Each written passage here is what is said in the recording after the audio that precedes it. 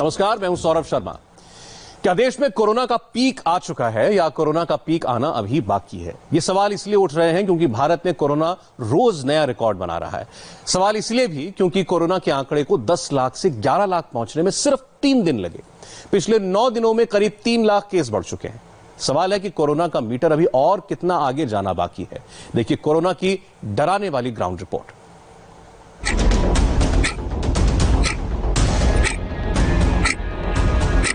Corona हर दिन के साथ डेंजरस स्टेज में पहुंच रहा है। इंडिया का कोरोना मीटर हर दिन नए रिकॉर्ड बना रहा है।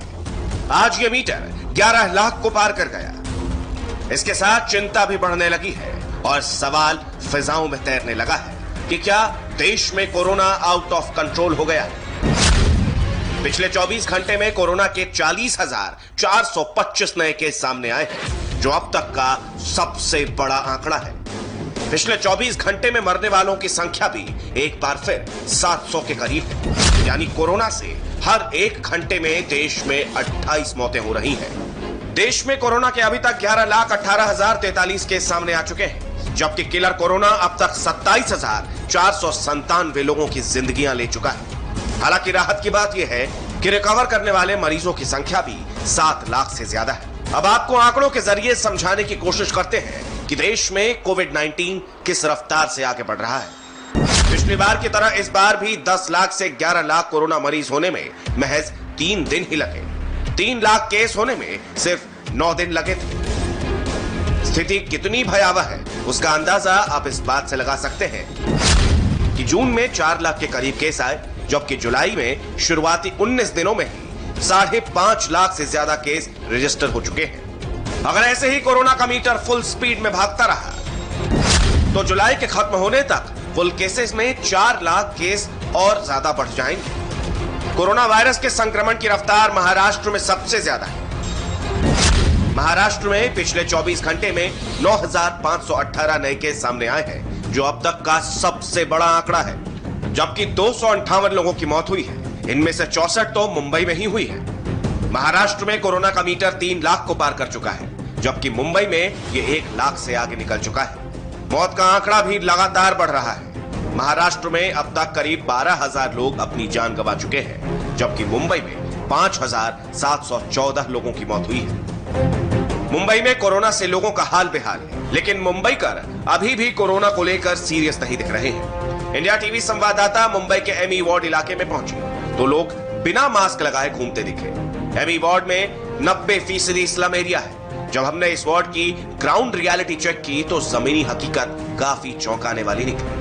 एमई वार्ड में भी धारावी की तरह ही स्लम भी है, हाई डेंसिटी भी है और कोरोना केसेस भी लगातार बढ़ रहे हैं। इस वक्त हम मौजूद हैं एमई वार्ड में। आपको बता दें कि एमई वार्ड में शिवाजी नगर, गोवंडी, मानकुर्द ये सारे इलाके शामिल हैं और ये जो इलाका मैं आपको दिखा रही हूँ एक शिवाजी नगर का इलाका है। यहाँ पर तकरीबन 300 से ज्यादा केसेस आए। फिर भी आप अंदाजा लगा सकते हैं कि एरिया किस तरह का है। लोग जो है खुलेआम घूम रहे हैं। आपको कहीं पर किसी के चेहरे पर मास्क नहीं नजर आएगा। मास्क हर जगह से नदारत है और जिन एरियाज को बीएमसी द्वारा सील किया जाना था वहाँ पर कंटेनमेंट जोन के जो बोर्ड्स हैं आपको नजर नहीं आएंगे। दुकानें पूरी तरह खुली हैं, लेकिन अगर आपको हम हालात दिखा दें यहाँ के एमई वार्ड की तो इस तरह के हालात है। तकरीबन 4,000 के करीब जो है वो कोरोना के केसेस आए हैं। 300 के करीब लोगों की मौत सिर्फ कोरोना से हुई है। लेकिन जब बीएमसी ये कहती है कि जमीनी हकीकत पर वो लोगों का टेस्ट कर रहे हैं, साफ सफाई कर रहे हैं, सैनिटाइजेशन का काम कर रहे हैं, लेकिन यहाँ पर ऐसा कुछ नजर नहीं आता। महाराष्ट्र की तरह बिहार में भी कोरोना की स्थिति बद से बदतर होती जा रही है। बिहार में पिछले 24 घंटे में 1,412 नए केस सामने आए हैं, जिसके बाद वहां कुल मरीजों का आंकड़ा 26,379 हो गया है, जबकि अब तक कुल 179 मौतें रजिस्टर की गई हैं। बिहार में कोरोना विस्फोट की स्थिति को देखते हुए स्वास्थ्य सचिव लव अग्रवाल की अगुवाई में एक टीम ने पटना का दौरा किया। हाई लेवल टीम ने बिहार के हेल्थ अफसरों से जानकारी ली और टेस्टिंग बढ़ाने पर जोर दिया। टीम ने पटना के कंटेनमेंट जोन और कोविड अस्पतालों का भी दौरा किया। बिहार में कोरोना के विस्फोटक होते हालात को देखते हुए केंद्र सरकार के स्वास्थ्य मंत्रालय की एक हाई लेवल टीम इन दिनों बिहार आई हुई है। 3 सदस्यों वाली ये टीम स्वास्थ्य मंत्रालय के संयुक्त सचिव लव अग्रवाल के नेतृत्व में यहाँ पहुंची है। पटना के अलग अलग इलाकों में जाकर टीम के सदस्यों ने कंटेनमेंट जोन का जायजा लिया, अधिकारियों के साथ मीटिंग की और फिलहाल ये टीम गया पहुंची हुई है और गया में भी अधिकारियों के साथ बातचीत कर स्थिति का जायजा ले रही है।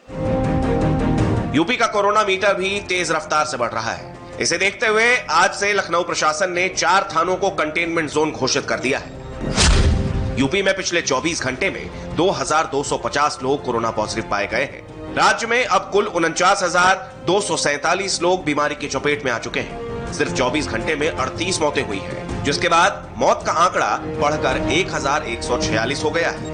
उत्तर प्रदेश में अगर कोरोना मीटर की बात किया जाए तो यहाँ पर सबसे ज्यादा जो एक्टिव केसेस हैं पूरे उत्तर प्रदेश में वो राजधानी लखनऊ में है। लखनऊ डिस्ट्रिक्ट एडमिनिस्ट्रेशन ने ये फैसला लिया है कि सोमवार सुबह 5 बजे से 24 तारीख यानी कि कुल 5 दिन लखनऊ के 4 थाना क्षेत्रों को वृहद कंटेनमेंट जोन में रखा गया है। यही वजह है कि लखनऊ के 4 थाना क्षेत्र जिनमें इस समय हम मौजूद हैं, इंदिरा नगर, आप सामने का जो इलाका है वो इंदिरा नगर का है, बाएं हाथ पे इलाका गाजीपुर का है। इसके अलावा यहाँ से लखनऊ के दूसरे हिस्से में जाते हैं तो आशियाना और सरोजनी नगर। मध्य प्रदेश में कोरोना की रफ्तार दोबारा से बढ़नी शुरू हो गई है। लोग सोशल डिस्टेंसिंग का पालन नहीं कर रहे हैं। हमारे संवाददाता अनुराग अमिताभ ने भोपाल से ग्राउंड रिपोर्ट भेजी है, जो बेहद डराने वाली है। 100 दिनों में 20 मार्च को पहला जो कोरोना मरीज आया था, तब से लेकर 30 जून तक 13,500 मामले थे, लेकिन 18 दिनों में 8,000 मामले। ये बता रहा है कोरोना रिटर्न कर चुका है और इसकी सबसे बड़ी वजह जो निकल कर आ रही है सोशल डिस्टेंसिंग का पालन नहीं करना, मास्क नहीं लगाना। और देख सकते हैं इस तरीके से ये जो भोपाल का जो बाजार है, लगातार जो भीड़ है, एक एक दुकान पर 8-8, 10-10 लोग दिखाई दे रहे हैं। ये आप तस्वीरों में देखें, मास्क भी नहीं लगाए हैं, जिसके चलते ये गंभीर जो समस्या है वो उभर कर आ रही है। तस्वीरें ये देखें आप, तस्वीरें किस तरीके से एक एक दुकान पर 8-8, 10-10 लोग वहां पर आपको दिखाई दे रहे हैं। साफ तौर पर ये सोशल डिस्टेंसिंग का जो है उल्लंघन है, मास्क का लोग जो है पालन नहीं कर रहे हैं। अनलॉक सेकंड आते आते तक बीच में प्रवासी मजदूरों के कारण से, फिर अनलॉक सेकंड आने के बाद से इसका प्रसार बढ़ा। लॉकडाउन की भी एक अपनी सीमा थी, कब तक लॉक रखते, इसलिए उसे शिथिल करना पड़ा और उसके कारण से कोरोना का चक्र जो तोड़ा था वो पुनः फैला। मैं फिर एक बार आप सबके माध्यम से कहूंगा कि इससे घबराने की जरूरत नहीं है, पर सावधानी की जरूरत जरूर है। हमें इसकी सावधानी रखनी चाहिए और अभी भी कोई भी व्यापक रूप से लॉकडाउन करने का मध्य प्रदेश में कोई कार्यक्रम नहीं है। कोरोना के मामले में दिल्ली देश को रास्ता दिखा रहा है। यहाँ कोरोना की रफ्तार में न सिर्फ कमी आई है, बल्कि कोरोना के मरीजों के ठीक होने की रफ्तार भी बढ़ी है। दिल्ली में पिछले 24 घंटे में 1,211 नए केस सामने आए हैं, जबकि 31 लोगों की मौत हुई है। पिछले कुछ दिनों में ये अब तक का सबसे कम आंकड़ा है। दिल्ली में कोरोना के अब तक 1,22,793 केस रिपोर्ट हो चुके हैं। दिल्ली में कोरोना संक्रमण के संदर्भ में जून के आंकड़ों पर नजर डाली जाए तो ऐसा लग रहा था कि राजधानी दिल्ली कोरोना संक्रमण के मामले में देश के सभी राज्यों को ही नहीं बल्कि दुनिया के कुछ देशों को भी पीछे छोड़ सकती है। लेकिन जुलाई के अंत तक आते आते आंकड़ा ऐसे बदला कि अब मानो देश के दूसरे राज्य भी दिल्ली से ये सीखने लगे हैं कि आखिर कोरोना से कैसे लड़ा जाए। ये सब तब हुआ जब केंद्रीय गृह मंत्रालय ने दिल्ली से कोरोना खत्म करने की कमान अपने हाथों में संभाली और आंकड़ा जुलाई के अंत में सबके सामने है। एकदम कोरोना संक्रमण के मामले घटने लगे। रोजाना जो कोरोना संक्रमण के आंकड़े 4,000 के पास तक पहुंच गए थे, वो अब महज सिमट कर 1,000 से 1,200 तक रह गए हैं। दिल्ली ने जिस तरह कोरोना पर कंट्रोल किया है, ये दूसरे राज्यों के लिए एक सबक है। हालांकि अब सभी राज्य डोर टू डोर सर्वे पर जोर देने की बात कर रहे हैं, ताकि देश को जल्द से जल्द कोरोना से मुक्त किया जा सके। कोरोना की खतरनाक रफ्तार के बीच अच्छी खबर यह है कि वैक्सीन का ह्यूमन ट्रायल भारत में भी शुरू हो चुका है। एक ब्रेक के बाद आपको हम दिखाएंगे कोरोना वैक्सीन पर good news. Made in India vaccine से कोरोना का होगा क्लीन स्वीप।